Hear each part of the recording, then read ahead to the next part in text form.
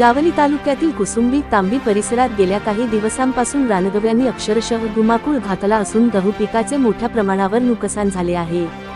रात्रीच्या सुमारास रानगव्यांचे कळप शेतात घुसून गहू पिके तुडवत व चरून टाकत असल्याने अनेक शेतकऱ्यांचे कष्टाचे पीक जमीनदोस्त झाले आहे।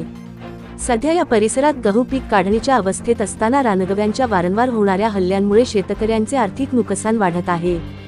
काही शेतकऱ्यांच्या शेतातील गहू पूर्णपणे नष्ट झाला असून उत्पादनात मोठी घट होण्याची भीती व्यक्त केली जात आहे। रानगव्यांची संख्या मोठी असल्याने शेतकरी रात्रभर शेतात पहारा देत असले तरी त्यांना रोखणे अशक्य होत आहे। या रानगव्यांच्या उपद्रवामुळे शेतकऱ्यांमध्ये भीतीचे वातावरण निर्माण झाले असून मानवी जीवितासही धोका निर्माण होण्याची शक्यता नाकारता येत नाही।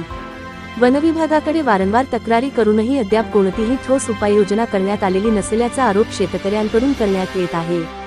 वनविभागाने तातडीने पंचनामा करून नुकसानग्रस्त शेतकऱ्यांना योग्य भरपाई द्यावी, तसेच रानगव्यांचा बंदोबस्त करण्यासाठी प्रभावी उपाययोजना राबवाव्यात, अशी जोरदार मागणी कुसुंबी तांबी परिसरातील शेतकऱ्यांनी केली आहे। अन्यथा आंदोलन छेडण्याचा इशाराही शेतकरी श्री राजेंद्र वेंदे, श्री संजय सपकाळ यांच्यासह अनेक शेतकऱ्यांनी दिला आहे। न्यूज मराठी लाईव्ह साठी प्रतिनिधी श्री संजय वांगडे, कुसुंबी तालुका जावली।